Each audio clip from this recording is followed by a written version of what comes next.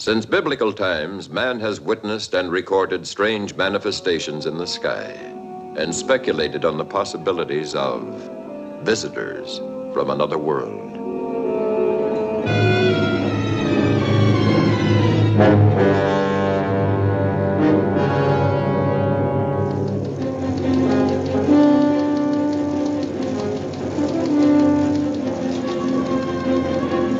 Today, from the skies of California, the fields of Kansas, the rice paddies of the Orient, the air lanes of the world, come persistent reports of UFOs, unidentified flying objects which we have come to know as flying saucers.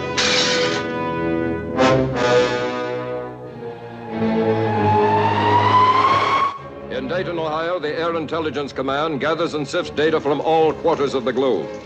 97% of the objects prove on investigation to be of natural origin, but 3% still are listed as unknown. The Air Force is aware of the widely held belief that some of these could be flying saucers from another planet. While there is nothing conclusive in the evidence, the probing and digesting of information about UFOs continues unceasingly. As a result, headquarters of the Hemispheric Defense Command in Colorado Springs issued an order.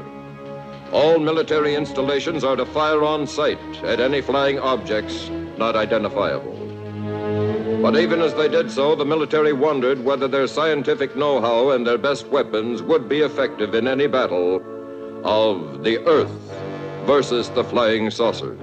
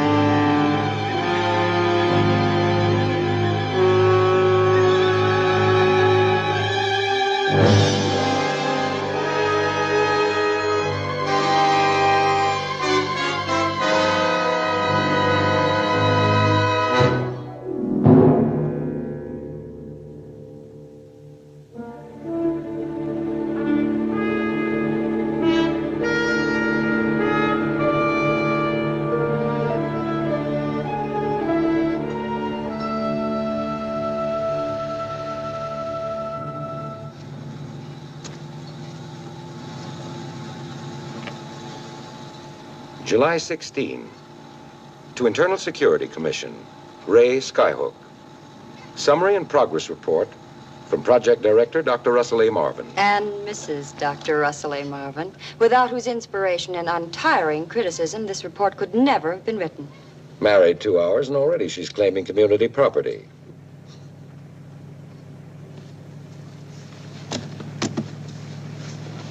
Now that you're married, Dr. Marvin, you don't have to sneak up on me. You always did have eyes in the back of your head. Besides, it's not safe when you're driving. But pretty.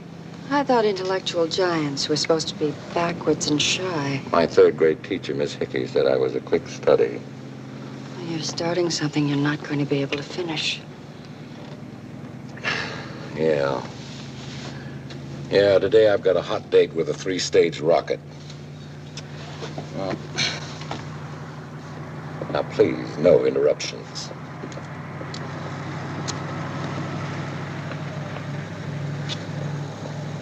Because of recent scientific advances, it is now possible to realize an ancient dream, the exploration of outer space.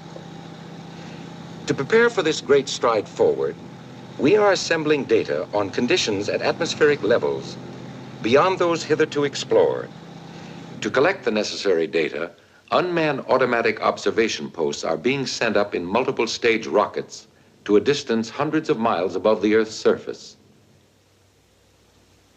There, swinging in endless orbits around our planet, will be 12 tiny man-made satellites, or moons. They will report to us by radio, thus providing primary information needed to prepare the way for our ascent into space. The effects of gravitational loss, showers of meteoric dust, the fierce and undiluted heat of the sun, the cosmic radiation, all will be studied and analyzed. At the present time, we have launched 10 of the artificial satellites, or birds as we call them.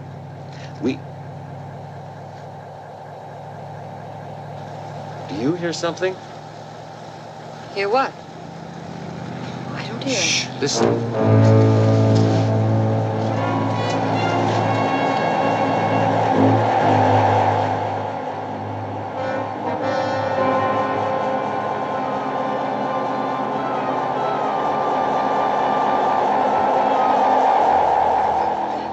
Pull over.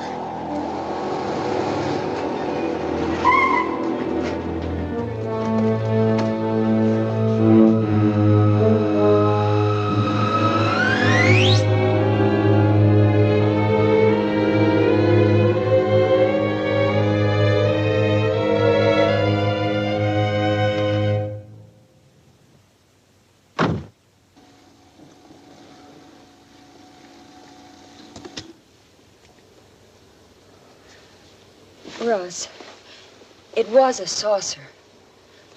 A flying saucer? Well, we saw what appeared to be a flying saucer. That's all we can say. We saw it. We heard it, both of us. What more do we need to know?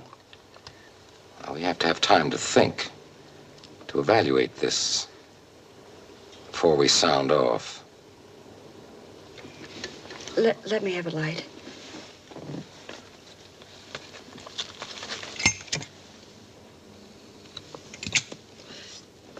Of course, it wasn't a saucer at all. I just shake like this all the time.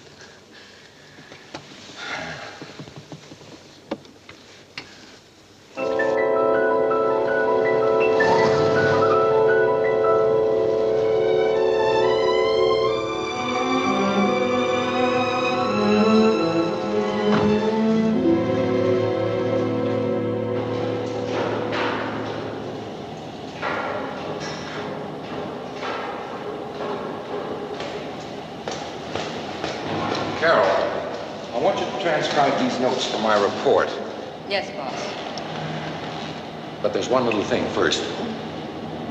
Now that you're married, Dr. Marvin, the first thing you've got to learn is no more passes at the secretaries during business hours. All right. Or birds, as we call them.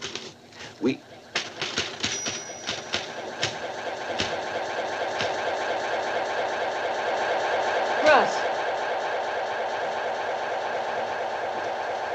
The saucer sound. It's on the tape. You forgot to turn it off. I remember now. I turned it off afterwards.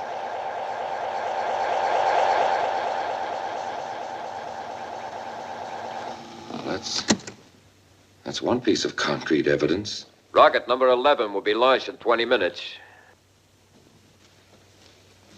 Oh, we'll leave it for now. Come on, we just got time to get to the bunker.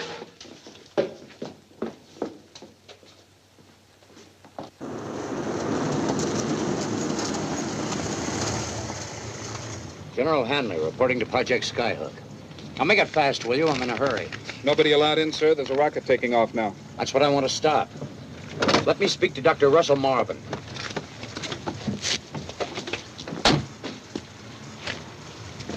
Westgate to bunker number 2.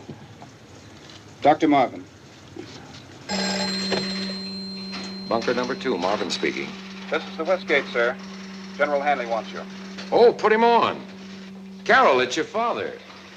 Calling from Panama? No, right here at the project. Hello, Russ. Hello. Well, welcome home, General. What's the news from Panama? It's bad, I'm afraid. I think you ought to hear what I found before you send up another rocket. Can you possibly put it off? Well, I'm afraid I can't. We're tied to a definite schedule of launchings. Wait a minute. There's something else I wanted.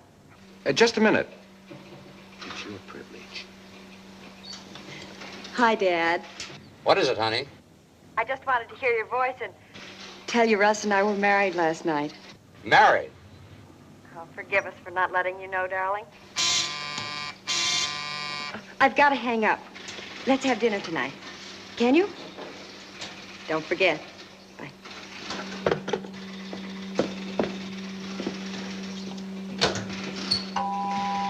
14, 13, 12, 11, 10, 9, 8, 7, 6, 5, 4, 3, 2, 1.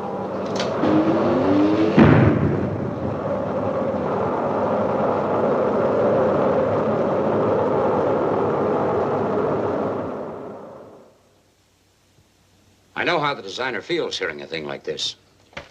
But Project Skyhook hasn't worked out the way the Defense Department hoped. Tell me, how many birds have you sent up so far? 11, counting today's. And how many are you in contact with right now?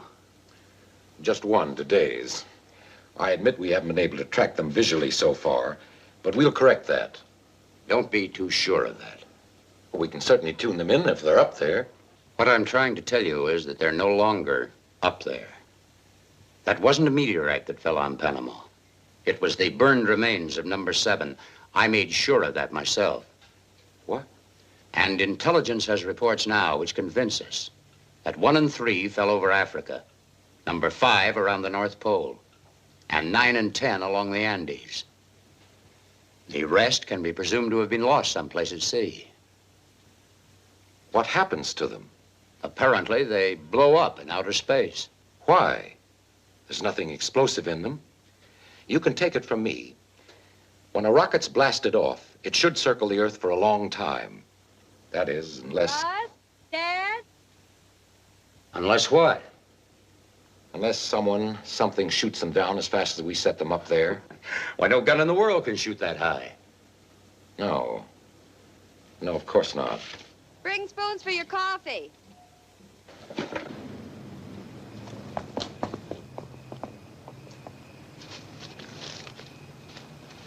Ah, my special barbecue. Mm-hmm. That's to make up for not telling you about our getting married. It was kind of sudden for us, too. Sudden? I've only been after him for a year. I don't need to tell you, both of you, how pleased I am. Well, I'm glad of that. I wouldn't like it very much if you weren't. Thank you. Russ, what were you driving at back there about something shooting down one of the satellites? General, we saw a strange thing this afternoon.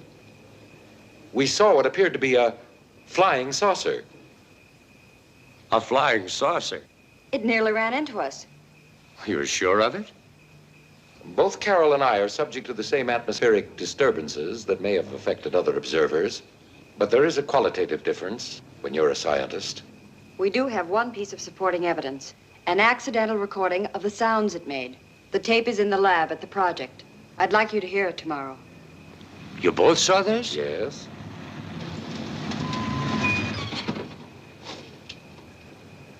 Excuse me.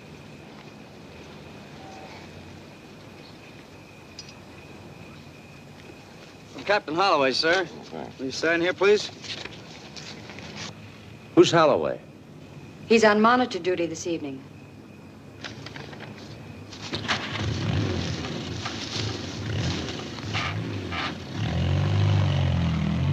They've just lost contact with number 11.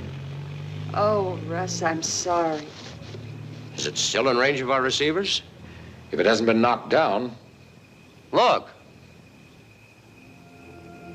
What are those lights? They're what the pilots call foolites. St. Elmo's fire in ancient times. Superstitious regard them as omens of things to come. The best science has been able to make out of them is that they're electric particles agitated by moving air. Same principle as the aurora borealis. There have been so many around the project the last couple of days, we all just take them for granted. Bird 11 ought to be visible in the sky right now in its second lap around the world. Look! There it is. Was that it? Yes, Well, surely you're not going to send up number 12 tomorrow after this. I have to. Why? With the television pickup cameras and microphone, I should have done it before. This time I'm going to know what's happening up there and know the reason why. Come on, let's finish our dinner.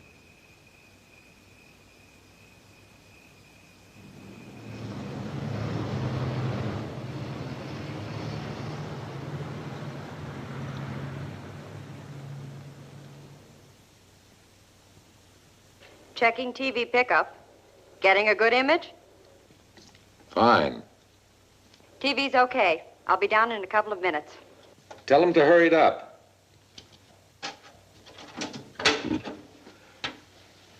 Hey, do you notice anything different since you were here last? Soundproofing? That's right. You could fire a cannon off outside and you couldn't hear a thing down here. Number 12, okay for takeoff.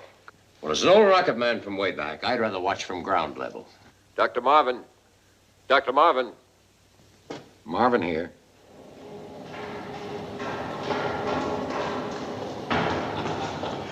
You getting ready for a siege? Well, Russ and I are going to take turns monitoring this one ourselves. For days if necessary. Soundproof privacy. And the last word in scientific solitude. Happy honeymoon, darling. Thanks, Dad.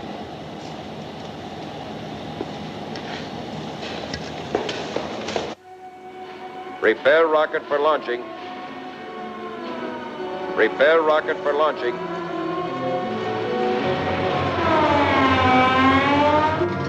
Rocket number 12 will be launched in 5 minutes.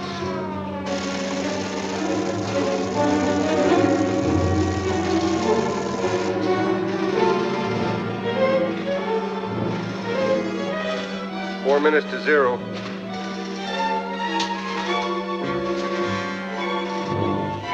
Check. Take it up at 0, Major Kimberly. Okay. Stand by.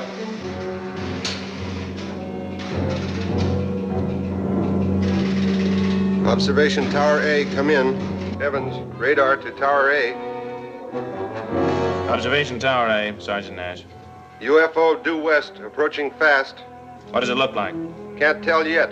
I'll call when I get a better reading on my scope. Do that. As you were, Sergeant. Unidentified flying object reported due west, sir. Probably a buzzer. Sergeant Nash, Observation Tower A. What? Forget it, Walters. This is no time for gags. It's 2 minutes to 0. Sentry at West Gate has spotted a flying saucer, sir. Evans, radar to Tower A. Tower A, Nash. I get a better reading on my scope, Sergeant. That UFO is over the west sentry post. Does it look like a flying saucer, Evans? Yes, it does.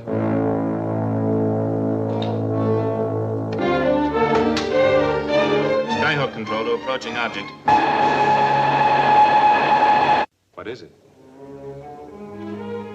I wouldn't know. Connect me with Dr. Marvin's lab.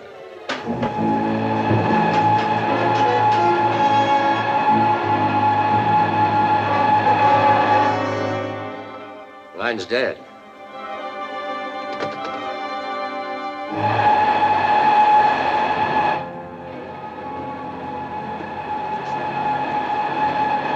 Dead.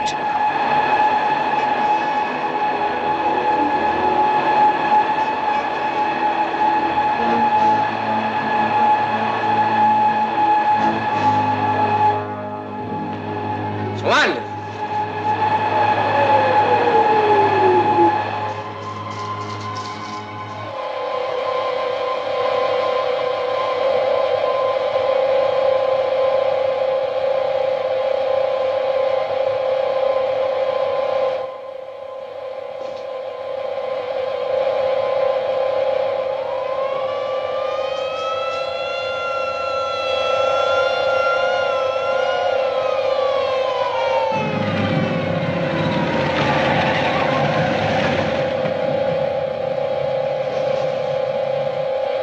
Battery, prepare to fire.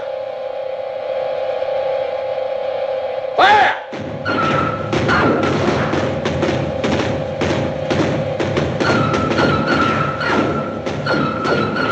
They set up an electronic screen. The artillery doesn't penetrate.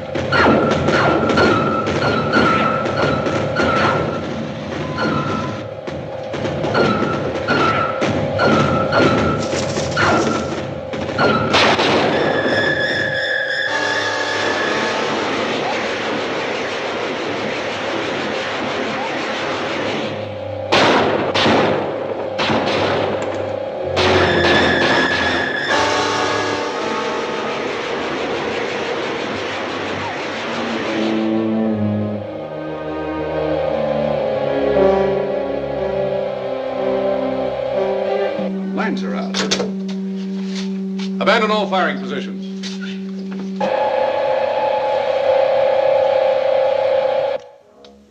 Mike's gone dead. Try the phone.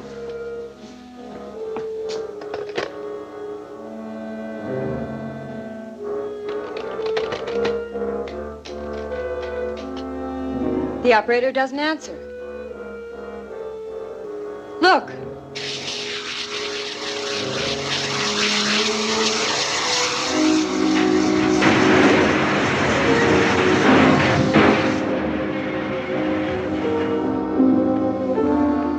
What's happening? I don't know.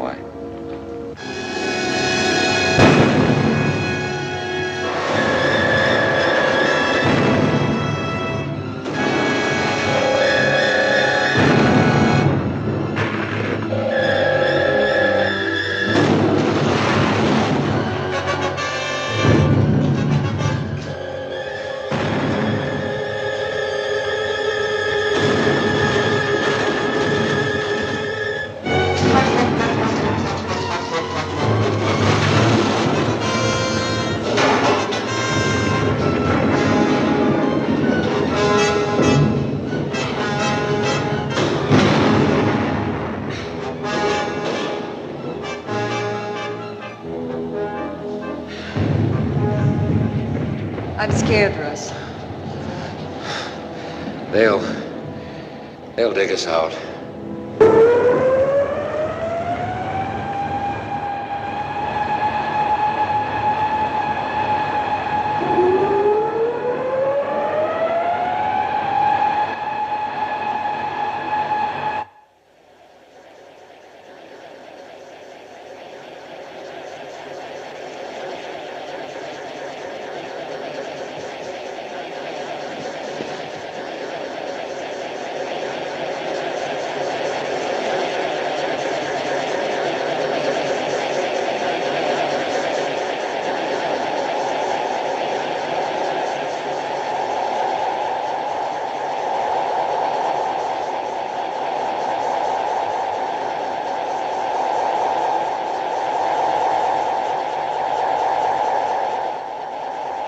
Where am I?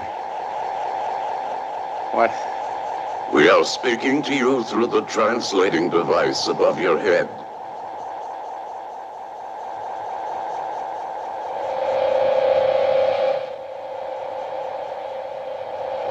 Can you understand us? Yes. And I hope you can understand me.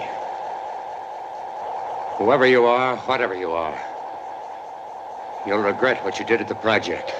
Perhaps you can explain why, after contacting Dr. Marvin, we were met with violence.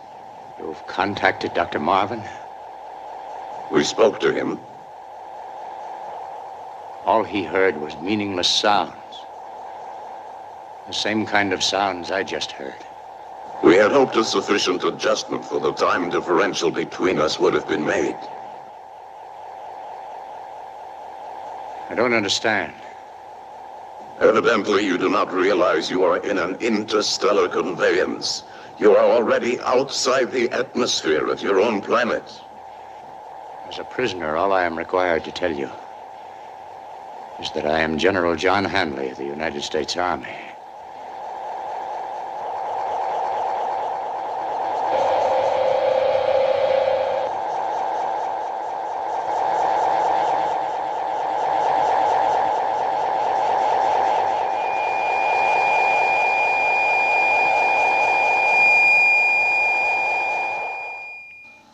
These are all the facts leading up to the rocket explosion at Operation Skyhook. To the best of our knowledge, my wife and I are the only ones left alive, since we have not seen or heard anyone for hours. The air is becoming toxic. In the event of our death, this report, together with the recording of the saucer sounds on this tape, constitute all the data we have. The batteries are failing. The recorder's not running up to speed. This is Dr. Russell A. Marvin.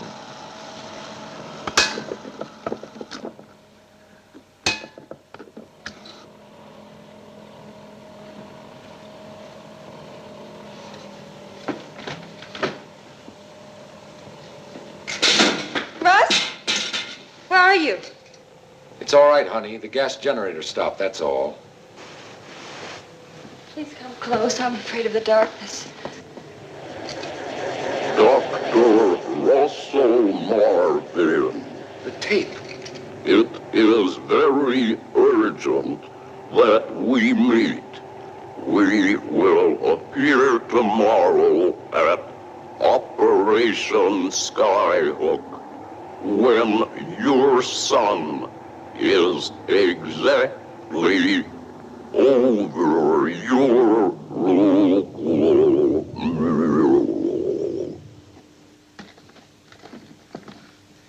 That's the sound of the saucer we heard on the tape.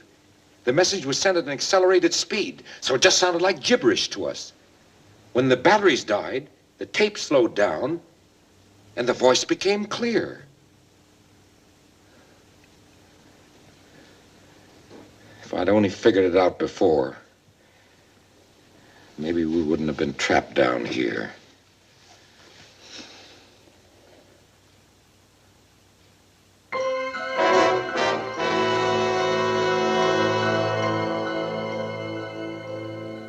What had stuffed out hundreds of lives and leveled an installation worth millions of dollars?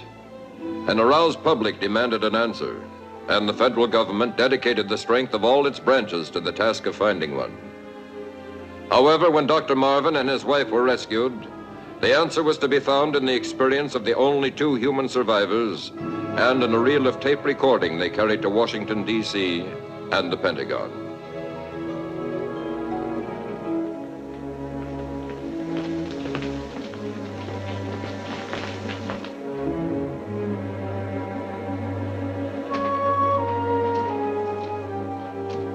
Operation Skyhook. There can't be any doubt about what it means. A landing at the project was proposed on the day of the disaster. There was to have been a meeting. If I couldn't keep the appointment, a message was to be sent on a designated wavelength by ordinary shortwave transmission. Does anyone want to have the recording played again? You've heard it a dozen times. My wife and I, for 3 days and nights, have been telling what we knew. We've been before every committee, commission, and review board in Washington. It's time we decided to do something. The tape is by no means conclusive. Certainly doesn't prove that your so-called flying saucer caused the destruction of Operation Skyhook. I grant you that. A strange voice, a set of instructions that might have come from anywhere. Well, has anyone a better idea of what happened? Personally, I'm inclined to accept Dr. Marvin's conclusion about the connection between the message and the disaster. All right, so am I. Then why not let me try to contact them, meet them, find out what this is all about? If we are to be confronted with a hostile and unknown power, any decision to meet with them must be made at the cabinet level. Well, I just hope that while we're waiting, another disaster doesn't occur. We're pressing for the earliest possible action. The Secretary of State is flying back from Europe. The Secretary of Defense is returning from the Pacific. If a meeting could be arranged in the meantime, the only risk would be to me. I feel personally responsible for what happened. I was in charge. Hundreds of lives were lost. My own wife's father. If I had the authority, I'd grant it to you, but we will have to wait. But I promise you that we will recommend that you be authorized to make radio contact and meet with whoever they are. Are we through for the night? Yes. But we are going to ask you to remain at your hotel. You mean I'm under detention? May be needed at any time. Major Hudlin is assigned as your liaison. Good night. Good night. Dr. Marvin, I don't like this watchdog routine any better than you do. I'm under orders. I have a job to do. We're both on the same side. I'm sorry. I'm just tired and worried. I know. Well, you were in there. You heard both sides. Who do you agree with? I agree with you as far as the urgency is concerned, but they're right, too. They're responsible to a chain of command. They have to be careful. This thing may be too big to allow for mistakes.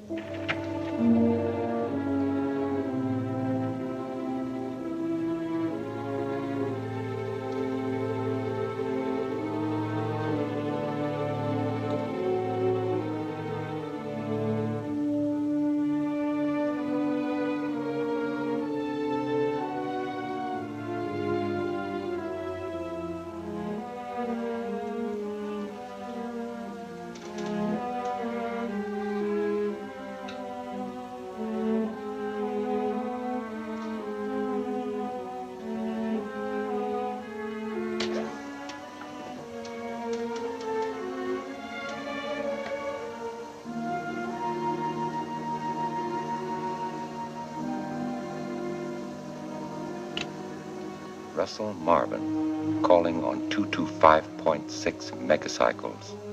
Over.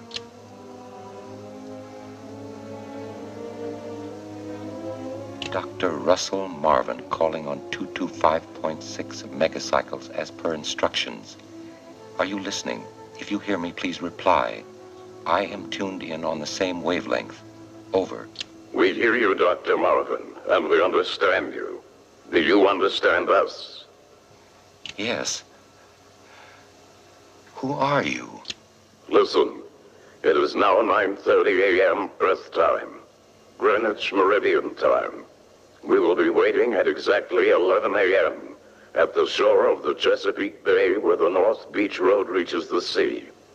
Do not raise an alarm, and keep this appointment. Listen to me. I can't keep the appointment. I'm under orders. I'll be able to meet you in a few days. Do you hear me? Over. Russ? Hello, hello. Dr. Russell Marvin calling on 225.6 megacycles. Do you hear me? Please come in. Over. 11 o'clock Greenwich time. That would be 6 o'clock here. I can just make it. You're not going. I heard you say you're under orders. I didn't arrange this meeting. I just asked them to wait. Who ordered that radio? I did today. I was hoping they'd give me the go-ahead and let me use it. You can't go. I've already lost Dad. You shouldn't have called them. Oh, maybe I shouldn't have.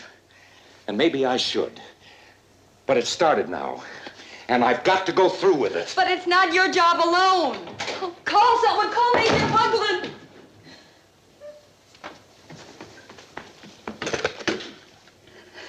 Room 312. Major Hugland, hurry, please.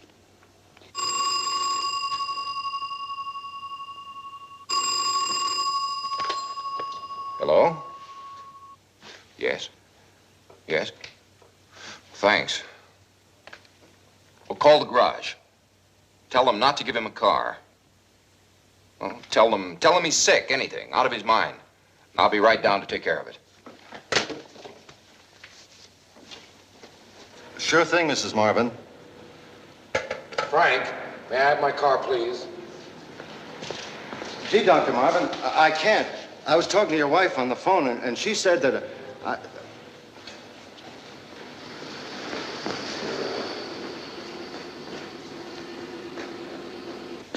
But, Dr. Marvin, I can't let you have the car.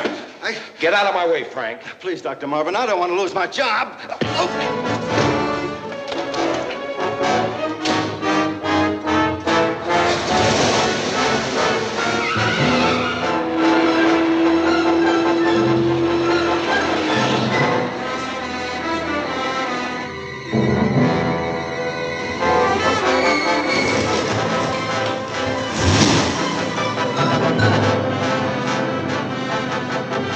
There he is. See if you can get him on the radio. Hello, Russ. This is Carol. Russ, come in. He won't answer me. Wait for us, Russ. Major Hugland and I want to talk to you.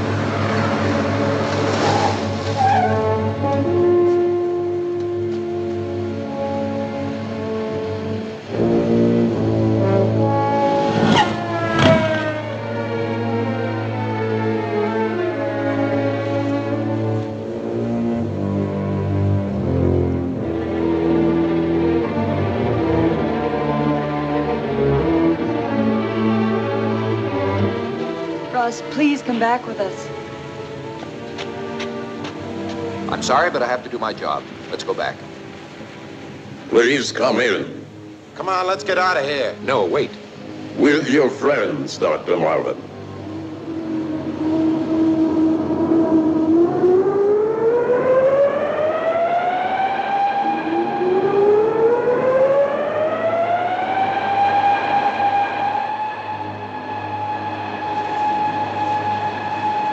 I'm coming with you. Please come in, all of you. I'm going to phone headquarters. You'd better do as they say.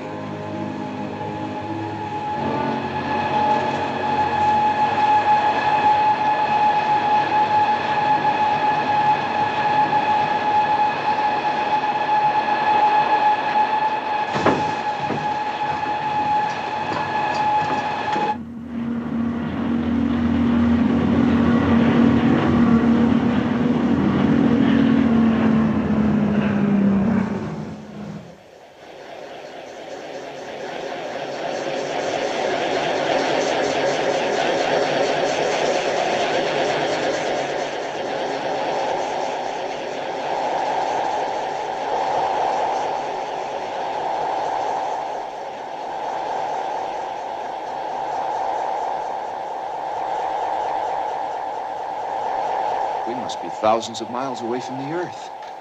And in a matter of seconds. You're many miles away from your planets, but not in a matter of seconds.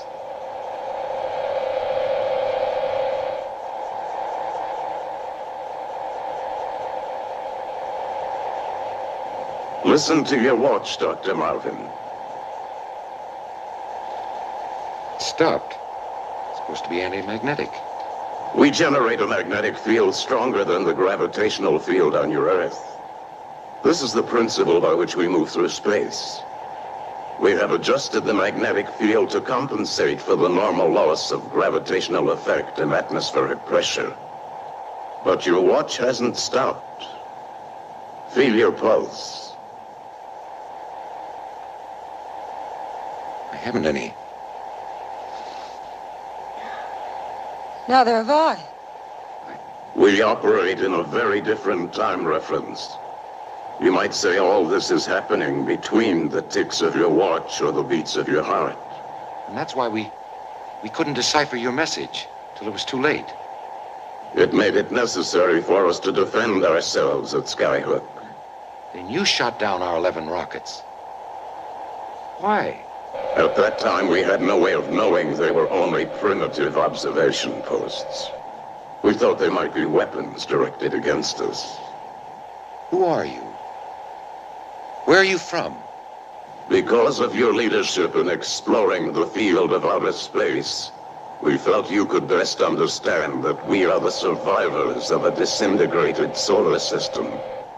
At this moment, the remainder of our fleet is circling your globe.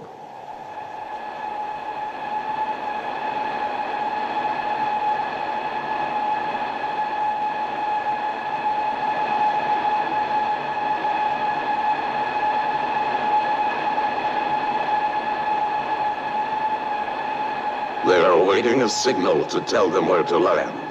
What do you want with me? Arrange for your world leaders to confer with us in the city of Washington. They may not listen. I'm only a scientist. We will show you how important it is to convince your leaders. In an instant of your time, we travel from beyond your moon to the surface of your Earth.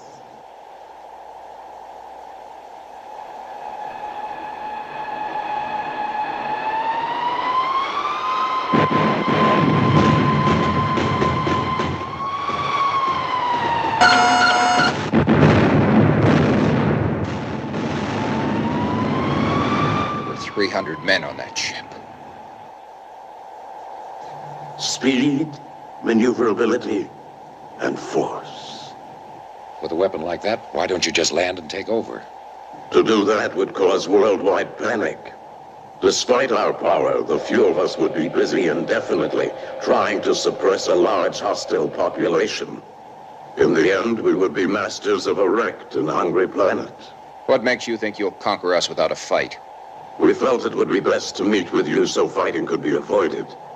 Such agreements have been made on Earth before. How do you know so much about us? We have the means of accumulating information.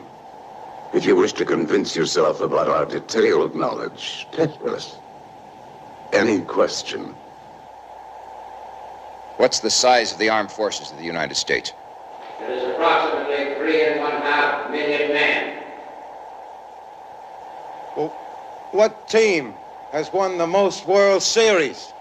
The New York Yankees. Who was the first president of the United States? Washington. I know that voice. Who are you? John Hanley. My father. What have you done to him? You have been addressing General Hanley's mind, not General Hanley. Look behind you.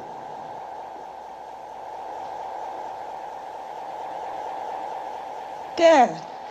He will not recognize you. He has been subjected to a machine we call an infinitely indexed memory bank. We have transferred all knowledge from his brain to our machine.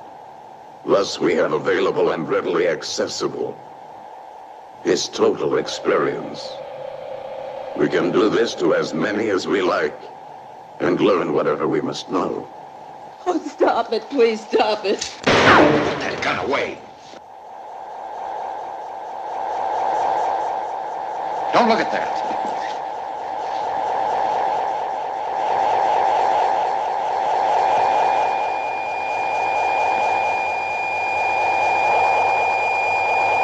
This is the beginning of the process by which we read the brain for the infinitely indexed memory bank.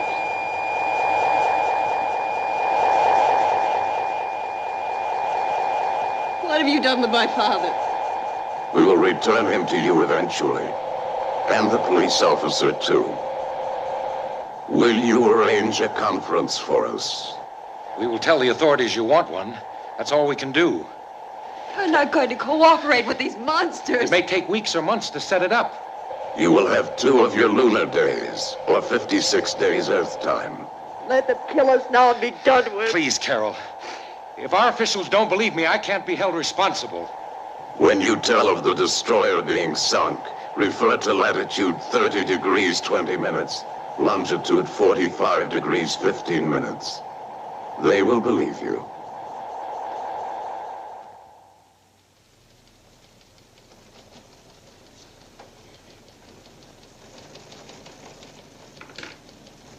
Well, suppose Major Hudlin, my wife, myself, were all hysterical, or hypnotized, or whatever you're thinking. That we never saw what these fiends did to General Hanley or the police officer. How do you explain the destroyer? There's word that the Atlantic Fleet has lost contact with a vessel in the area, but there's no confirmation of a sinking. However, we're continuing to check. You realize, of course, your contacting the saucer in the first place violated our instructions. This itself may have placed the safety of the entire country in jeopardy. Now that the damage is done, and assuming your story is verified, are you proposing that we meet with these creatures and yield to their demands? And why Washington? If they want to parley with the whole world, why do they choose the capital of the United States? They appear to be realists, and Washington is one of the centers of political power. What about our atomic and hydrogen weapons? Wouldn't they be effective against these saucers? I'd like to answer that question, sir, if I may. Our atomic weapons might be effective if we could deliver them. But to use nuclear power when they land would destroy our own cities. And then we don't know whether they are vulnerable or not. In answer to your question, Mr. Cassidy, I've learned a little about their mode of operation. And I've got an idea for a new kind of weapon. It's only a guess, of course. A new weapon in less than 56 days? I have an idea for an ultrasonic gun. With enough scientific and engineering help, we could construct a working model in a very short time. Maybe it'll work. If not, we'll know soon enough. And in the meantime, you'll be working on every other means of defense. We have no choice but to use every conceivable weapon if they land. Gentlemen, please. The destroyer Franklin Edison was sunk at latitude 30 degrees 20 minutes, longitude 45 degrees 15 minutes, at approximately 0600. We are expected at the White House in an hour for a policy decision that will probably involve not only our own country, but the entire world. Whatever the decisions, you may be certain that you'll be given every assistance in testing your theory. I suggest you start to work right away. Major Hugman will make arrangements for whatever facilities you may require. Thank you.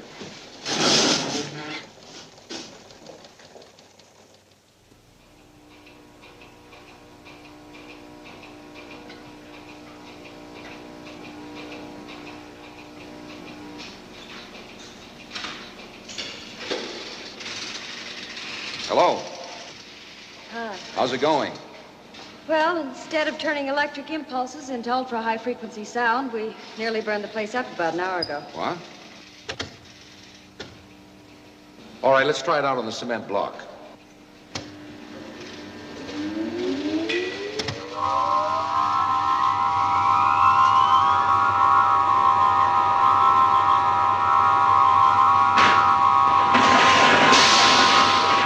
All the way.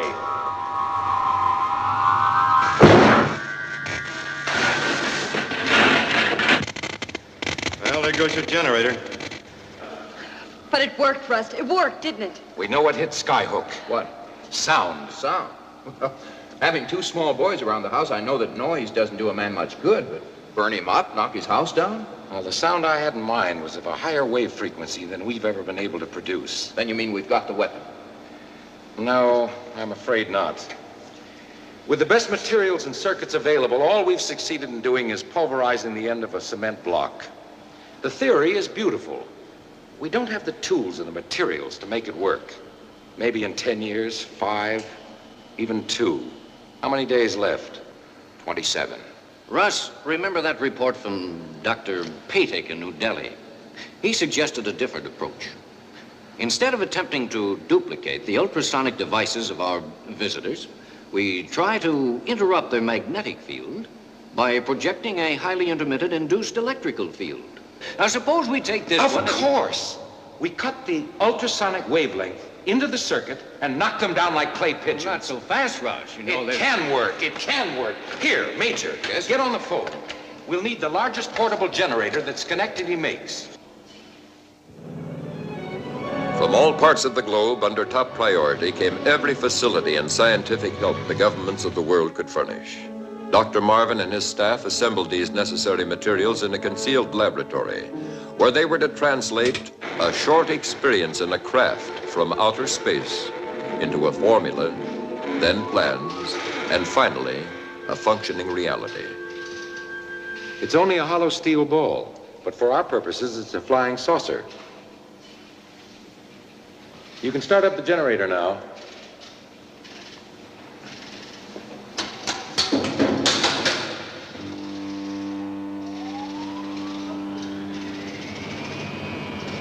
The magnet does that, doesn't it? The magnetic attraction above is enough to counteract the pull of gravity from below.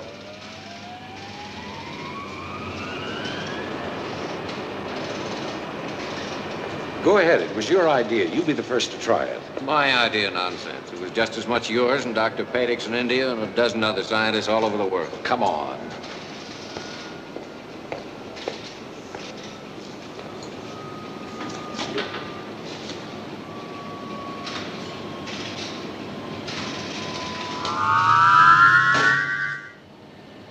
It works. It works fine. Russ, look.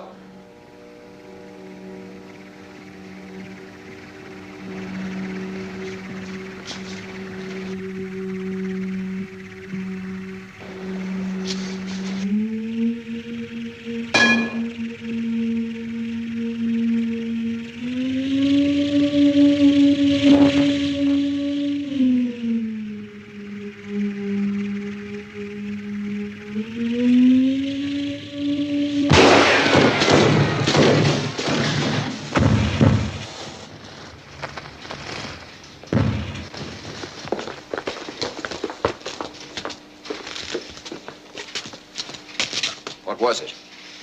The same kind of thing that's watched us since the beginning of the project. Watched who? Russ and all the developments of the rocket program. I always thought it was St. Elmo's fire. I'll have to change my mind about that.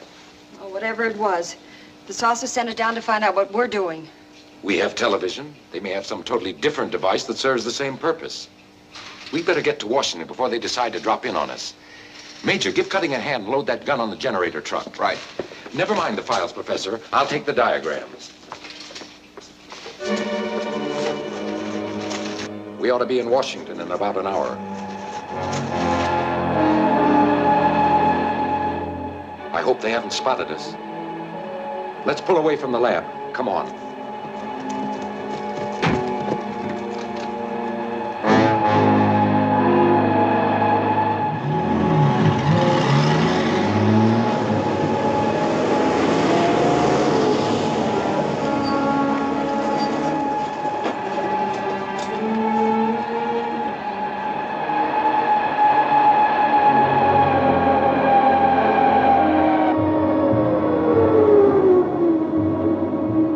Saucer stays in firing range, we may be able to give the gun its first real test.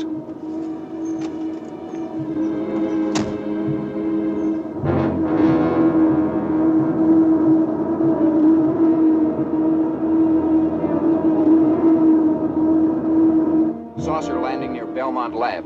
Major Hugland calling for aerial protection. Over.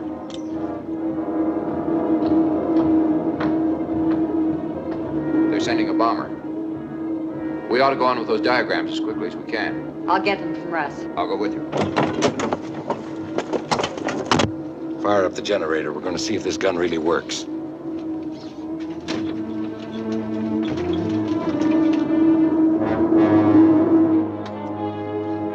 What's the matter?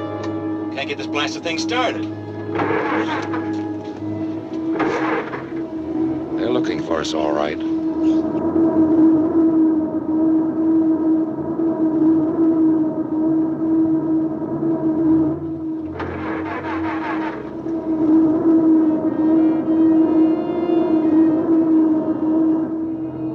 Russ, getting you and the plans to Washington is more important than anything else. Right. She's right if this machine works. If not, it doesn't make any difference.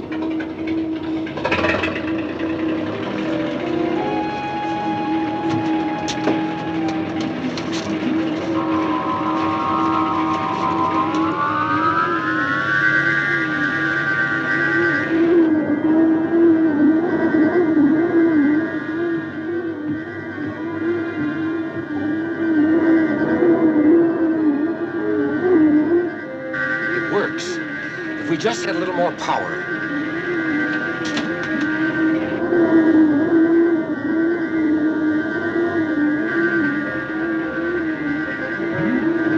Russ, let's go, please, before it's too late.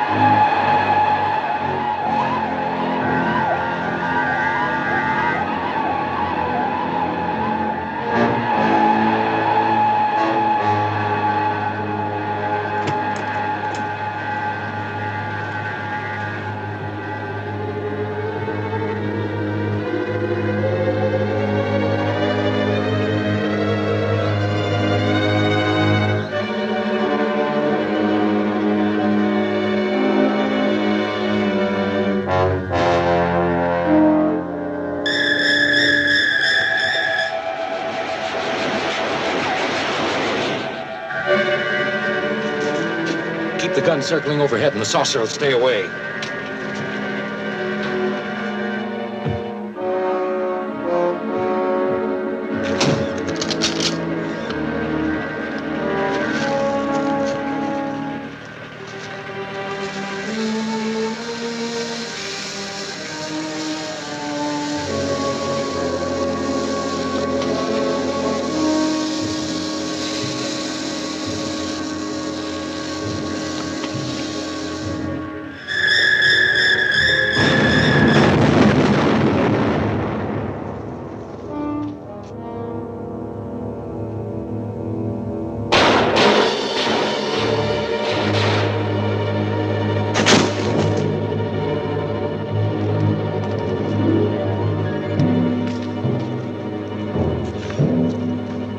Russ, be careful. I think it's dead.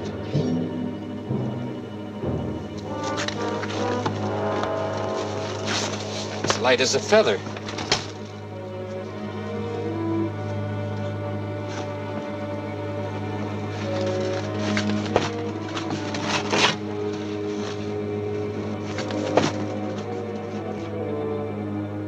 Humanoid and ancient.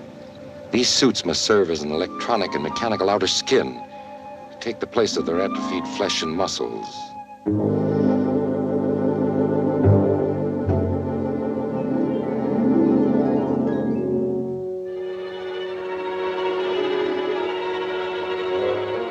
I must get this to a lab.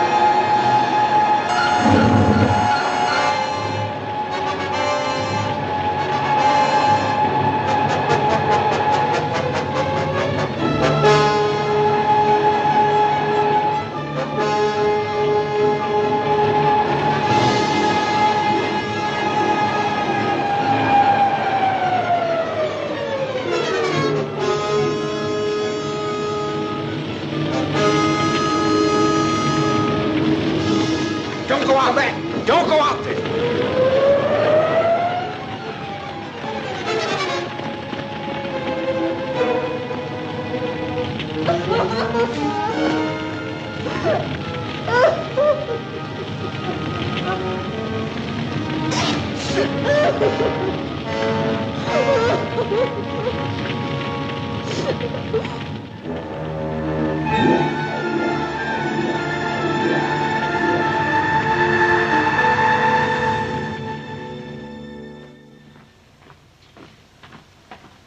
Oh, you're Dr. and Mrs. Marvin now.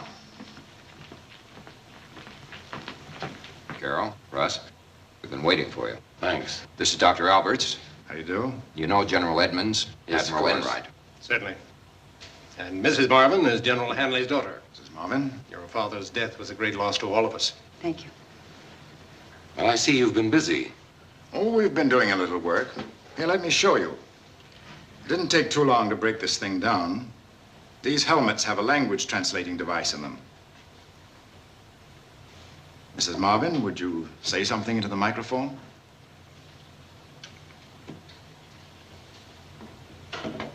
The quality of mercy is not strained.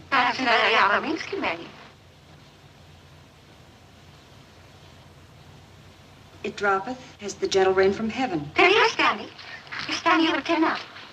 Shakespeare wouldn't like it. Professor Albert said if we read the dictionary into the device, word by word, we'd have a translation of those words into their language. By translating their communications into our words, we were able to decode them. Professor Alberts requisitioned the electronic translator, which his university had developed, and the results, to say the least, have been startling. We've recorded a number of their messages on tape. One of the messages appears to be a plan of attack. The rest were operational routine. I'll show you how it worked. Over here.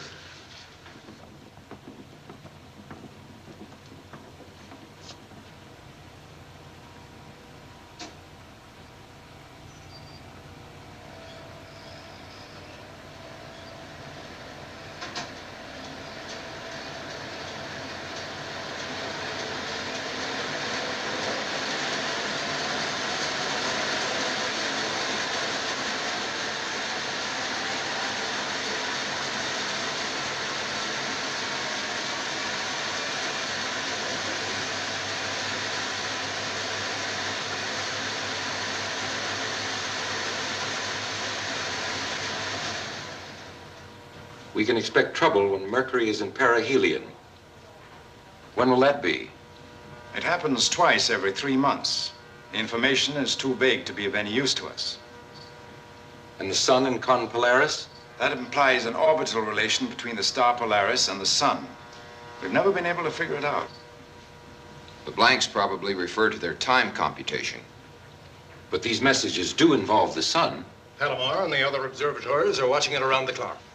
In the meantime, we have a newer and stronger version of our interference machine on the drawing boards at Aberdeen. Has there been any determination of the weapon's useful range? There's a weakness. Our instruments indicate that the potential effect drops off sharply after 1,500 yards. We'll have to hope that that's enough. Well, maybe we'll be ready for them when they come. Has anyone tried that helmet on? Yes, we have. I think you'd be interested. Try it. It weighs only a few grams. What's it made of? We don't know exactly. Solidified electricity is the fancy name given to it by the Bureau of Standards. It resists everything we used on it, including the most extreme temperatures.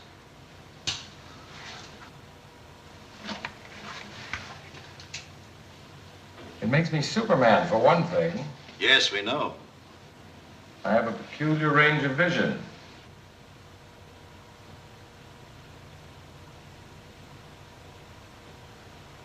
I can also hear a young man just outside that window discussing a problem in advanced biology.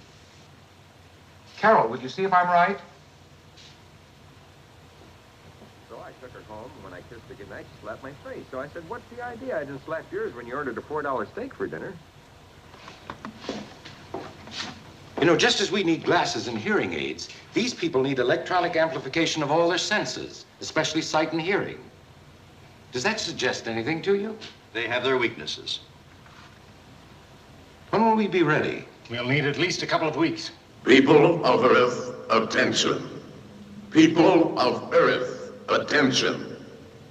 This is a voice speaking to you from thousands of miles beyond your planet. This is a voice speaking to you from thousands of miles beyond your planet. Look to your sun for a warning. Look to your sun for a warning. Following eruptions on your sun, there will be 8 days and nights of meteorological convulsions. Turn it down. Soon thereafter, They're arrogant enough, announcing their schedule in advance. They're coming down to take over. They made that clear to us in the saucer. They can move so fast and strike so hard, they ought to be able to sneak in and flatten us. They expect to terrify us with a display of power. They're contemptuous of our defenses. People of the Earth, attention. This is a voice speaking to you from thousands of If I'm right, they'll sail into Washington in broad daylight. They expect us to capitulate when they land. Speaking to you from thousands of miles beyond your planet. People of Earth, attention. People of Earth, attention. This is a voice speaking to you from thousands of miles beyond your planet. This is a voice speaking to you from thousands of miles beyond your planet. Look to your sun for a warning. Look to your sun. It's coming over everywhere. Following eruptions on your sun, there will be 8 days and nights of meteorological convulsions. Soon thereafter, Panic and immobilize the whole country. In the capital city of the United States. The whole world. Let all nations be represented in Washington to confer with us. Nuestras fuerzas aterrizarán en la capital de los Estados Unidos. Washington. За тысячи миль от вашей планеты. Dans la capitale des États-Unis d'Amérique. Siamo rappresentati in Washington per Todas las naciones del mundo se reúnen en Washington. People of Earth, attention. In every country of the world, in every language, every means of electronic communication was jammed with the message. The warning was dinned into the ears of the Earth's population unceasingly for 12 hours. And after the 12th hour, silence. Then, a tremendous explosion on the surface of the sun.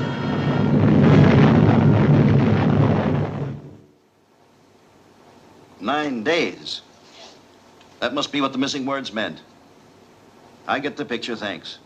If I need any more information, I'll call you back. Goodbye. That was the Bureau of Meteorology. As we know, sunspots have a direct effect upon our weather. We can expect heavy storms, tidal waves, hurricanes. When? Beginning now and continuing for 8 days. It's when we most need our communications and transport. We'll have to work under the worst possible conditions to prepare for an attack. What's the schedule, General? You're working on the installation of the interference units. Our plans for evacuating the city are already underway. Then it's been decided that we'll fight? When an armed and threatening power lands uninvited in our capital, we don't meet him with tea and cookies. There's a job of production expediting waiting for me. I don't believe further discussion will solve our problem. Before we break up, I'll remind you that we have 9 days left. One of those days is already half gone.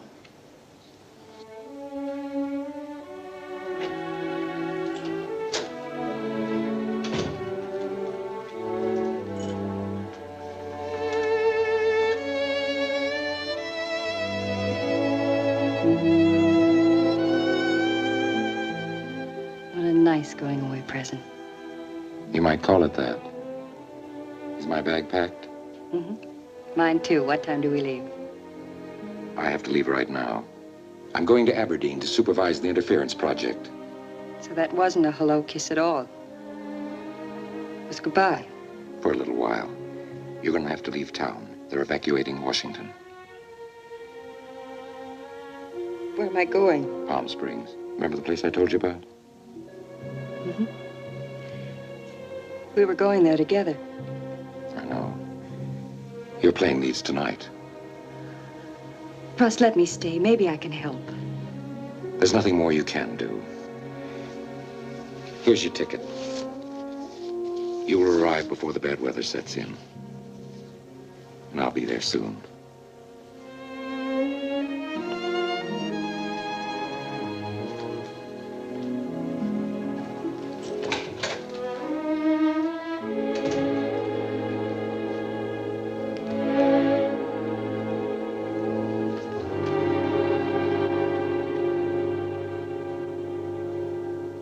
First of man's vital communications to suffer were the shipping lanes and airways. Then transport by rail and highway, ground to a halt. When the telephone and telegraph systems had failed and the radio networks were forced to bear the burden alone, they too succumbed to interference known to originate in an increasing disturbance in the sun. The world, crippled by these events, waited for the first sign of an invasion from outer space. Because of the atmospheric violence, it was not until the 9th day that an orderly evacuation of the city of Washington could be attempted. Although the authorities and the military worked miracles, when the 10th day dawned, more than 60% of the people of Washington were still in the metropolitan area. Take these at CIC. Yes, sir. Mrs. Marvin. Your husband told me you were in Palm Springs. The plane schedules were canceled before I could get away. Have you heard from Russ? There's been practically no communication with Aberdeen. Wires are down, radio jammed. But I'm expecting a courier any minute.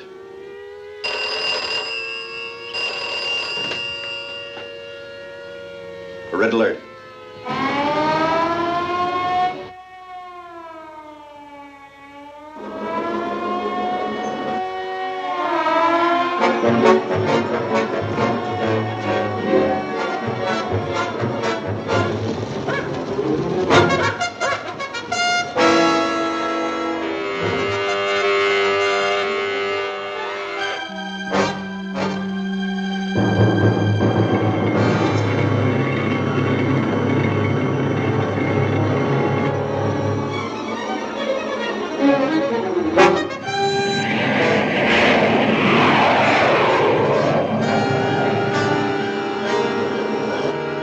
Saucer heading in low over the Atlantic, coming in fast.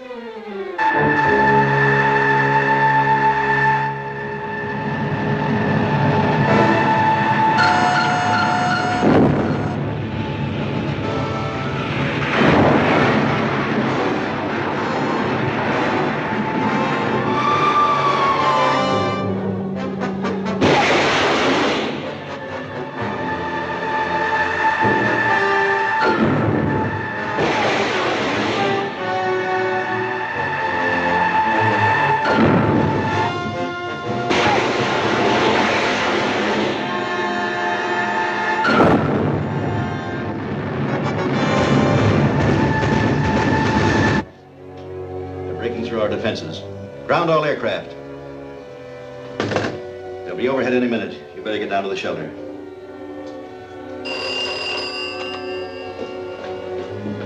Wait a moment, Mrs. Marvin. Truck convoys from Aberdeen are taking up positions in the city. Your husband's section is nearing the Pentagon. Thanks.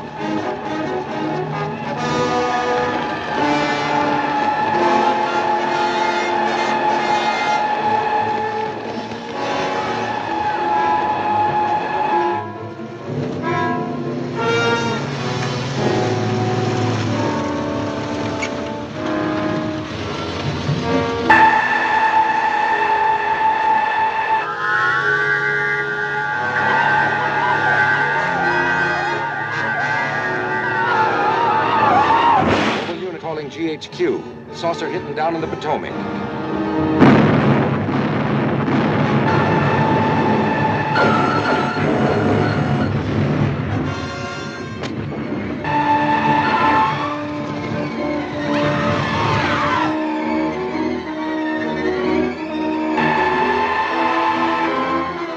Keep it in your field so it can't fire at us.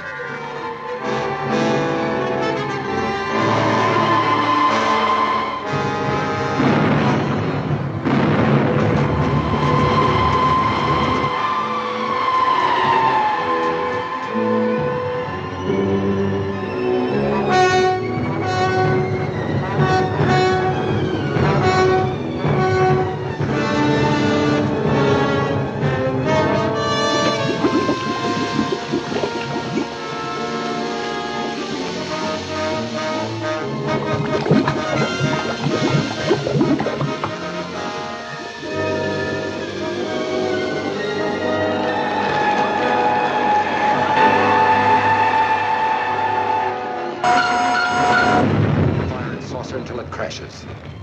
Russ! Russ! Carol, I thought you'd gone to... GHQ calling all HF units.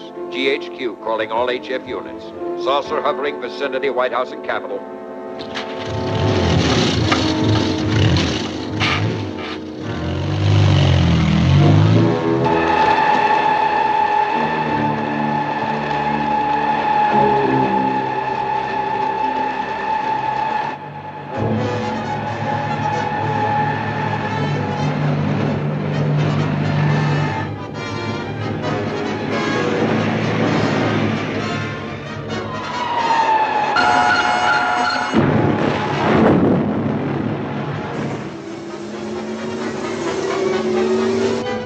Attention all units. Saucer now landing vicinity White House. Attention all units. Sounds like they're jamming us.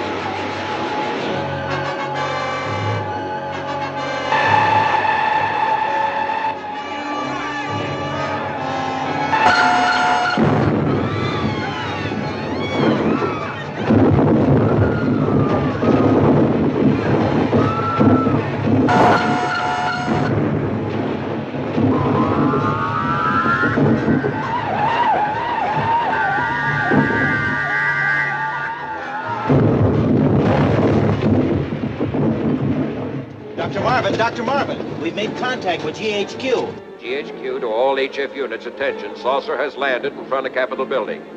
All HF units, attention. GHQ to all HF units.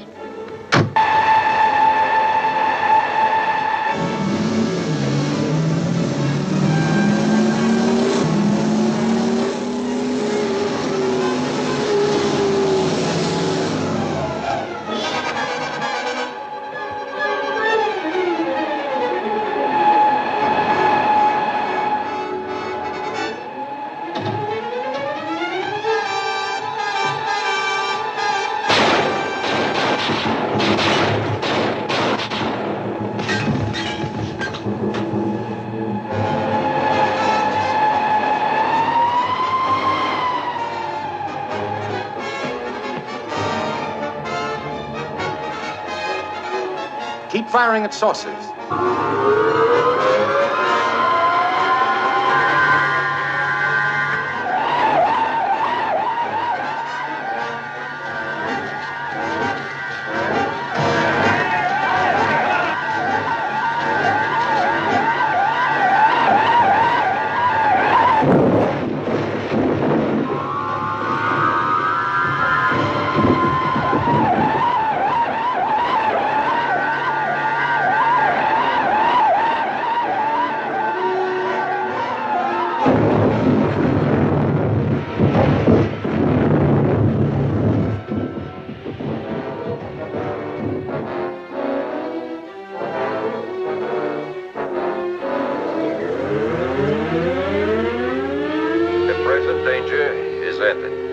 The present danger is ended. The present danger is ended.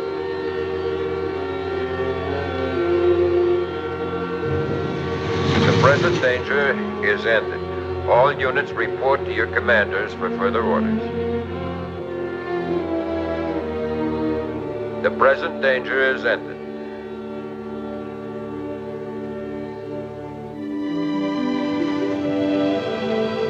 Don't wriggle. Here's what it says. The President has ordered Project Skyhook rebuilt, and the space exploration program continued under the direction of Dr. Russell A. Marvin. The United Nations Assembly voted unanimously today to award a gold medal to Dr. Marvin. And to Mrs. Marvin goes a gold medal from Dr. Marvin for her love, courage, devotion, etc., etc., etc.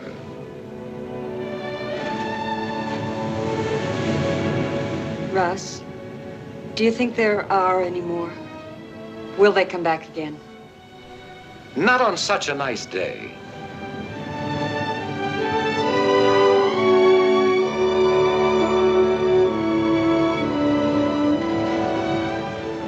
And not to such a nice world. I'm glad it's still here. And still ours.